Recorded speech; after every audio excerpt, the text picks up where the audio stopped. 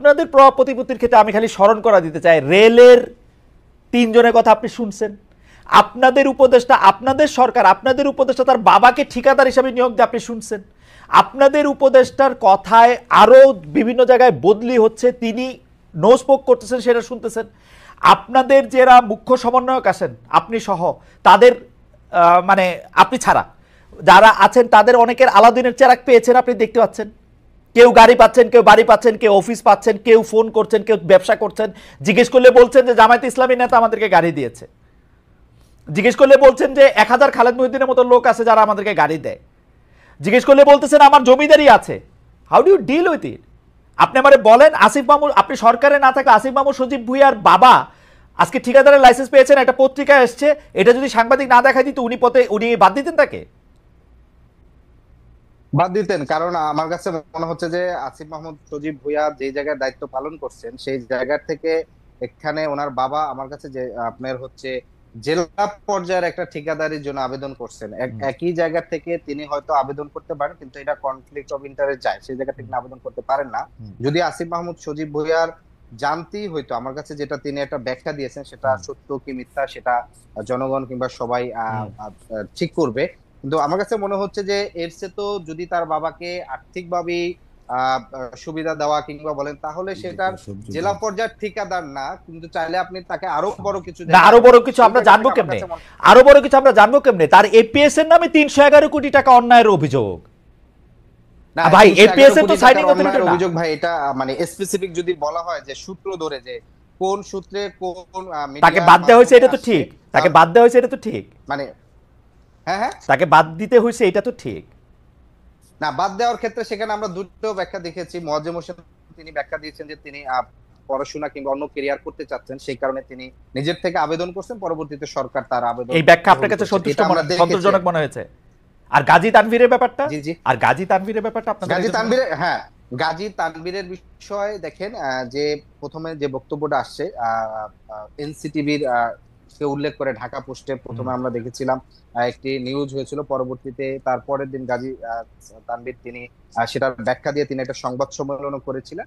দেখেন আমি কিন্তু স্পষ্ট করে বলি, বিএনপির পক্ষে কিন্তু কোনো একটা আওয়ামী লীগের ছদ্মাবরণে লুকানোর সম্ভাবনা ছিল না। যেই সম্ভাবনা বা যেই সুযোগ জামায়াত ইসলামের ছিল, যেই সুযোগ অনেক সময় আপনাদের ছিল, বিএনপির কিন্তু সেই সুযোগ ছিল না। বিএনপিকে তাদের নিজের নামে আন্দোলন করতে হয়েছে, রাস্তায় মার খেতে হয়েছে। আমি কথা বলছিলাম হেলাল ভাইয়ের সঙ্গে, হেলাল ভাইয়ের এগেনস্টে শুধু 204টি মামলা হয়েছে, এর মধ্যে তিনি কনভিক্টেড হয়েছেন বিভিন্ন জায়গায়। কিন্তু আপনারা প্রথম থেকেই একটা উদ্যোগ হয়তো নিয়েছিলেন যে বিএনপিকে বাতিল করার, এবং বিএনপিকেই আপনারা একটা রাজনৈতিক পতাকা, এবং বিএনপি নামে আপনারা বিভিন্ন ধরনের প্রকাশ্যে বলেছেন বিএনপি নাকি আওয়ামী লীগের সাথে একজোট হয়ে কোন একটা কাজ করছে।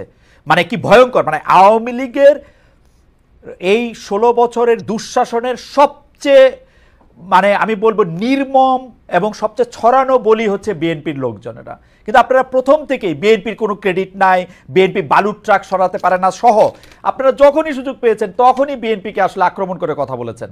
মানে এইটা ঠিক হয়েছে কিনা? গত 16 বছরে যারা গণতান্ত্রিক লড়াইয়ে এবং যারা জীবন হারিয়েছেন, যাদেরকে গুম খুন হত্যা করেছে, তাদেরকে শ্রদ্ধার সাথে স্মরণ করেছে। এবং প্রথম যে 5টা পয়েন্ট বলেছিল সেখানে 2 নম্বর পয়েন্ট এটা ছিল যে 16 বছরে যারা শহীদ হয়েছেন, যারা জীবন দিয়েছেন, তাদেরকে শ্রদ্ধার সাথে স্মরণ করা। অর্থাৎ প্রথম দিনে আন্দোলনে যেখানে বৈষম্যবিরোধী ছাত্র আন্দোলনে তখন তার যে সমন্বয়ক ছিলেন নাহিদ ইসলাম, সংবাদ সম্মেলনে এই বিষয়টি সুস্পষ্টভাবে আদিব ভাই আমি একটা কথা বলি। আদিব ভাই একটু খালি খেয়াল করে দেখেন, আদিব ভাই একটু খালি খেয়াল করে দেখেন, আপনি রাগ হয়েন না, একটু খেয়াল করে দেখেন।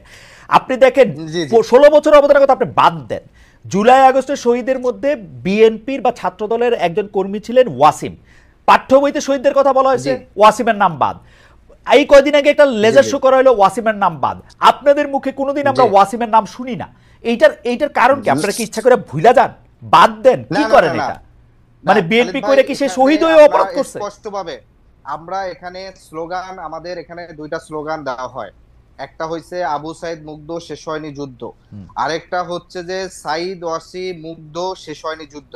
এই যে সাইদ ওয়াসিম মুগ্ধ এবং একই সাথে ওয়াসিমকে ওন করা এবং তাকে, এটাও কিন্তু আমাদের সেই স্লোগান দেওয়া হয়। আপনাকে যদি দেখতে চান, আমার এখন হয়তো সময় নেই, আমি স্পষ্ট করে আমাদের যে বিভিন্ন প্রোগ্রাম গুলোতে হয় সেখানে আপনার প্রোগ্রামগুলিতে আমি একটু নিয়র থাকি। আদিব ভাই আমারে মাফ করে দিন, আমি একটু নিয়র থাকি, আমার পক্ষে তো আর প্রোগ্রামগুলিতে যাওয়া সম্ভব না। আমি নেতা কর্মীদের কথা শুনি ভাই। ওয়াসিমকে কোনোভাবেই আমরা কিন্তু ডিজোন করতেছি না। আর রাষ্ট্রীয়ভাবে যেটা বলছেন যে রাষ্ট্র এবং সরকারের সাথে আমাদেরকে একই সাথে মেলালে, একই ফ্রেমিং এ দেখলে, সেটা আমি মনে করি ঠিক না। বরঞ্চ এই সরকারটা তো শুধু ছাত্রদের সরকার না, কিংবা এনসিপির সরকার না, বরং এই সরকারটি হচ্ছে একটি অভ্যুত্থান পরবর্তী সরকার।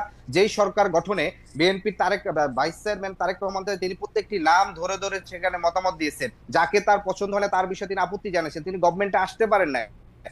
তারপরে যদি এই সরকারের যতজন উপাচার্য নিয়োগ হয়েছে তাদের যদি আপনারা তালিকা দেখেন, তাদের রাজনৈতিক ওরিয়েন্টেশন দেখেন, প্রত্যেকটা জেলায় যারা পিপি হয়েছেন, জেলা জজ হয়েছেন, অ্যাটর্নি জেনারেলের যারা যুক্ত হয়েছেন, সহকারী attorney general, deputy attorney general, প্রধান বিচারপতি থেকে শুরু করে আপনারা প্রত্যেকটা জায়গায় যদি দেখেন, তাহলে রাষ্ট্রের কমপক্ষে 70% বেশি প্রভাব প্রতিপত্তি পদবিতে বিএনপি এখানে করছে। বিএনপি না না, প্রভাব প্রতিপত্তির যদি আপনি প্রভাব প্রতিপত্তির কথা যদি আপনি বলেন, আদিব ভাই আমি একটা কথা বলি, আদিব ভাই আমি একটা কথা বলি, কিংবা হচ্ছে কি জায়গা করছেন সুস্পষ্টভাবে প্রভাবিত, ফলে তারপরে যদি আপনি আদিব ভাই সরকারের জায়গা থেকে, জি ভাই আদিব ভাই আমি একটা কথা বলি, আপনি যদি দেখেন যে 16 বছর আওয়ামী লীগ সরকারের আমলে আওয়ামী লীগ তার সুবিধা মতো লোকজনকে বিভিন্ন জায়গায় বসিয়েছে।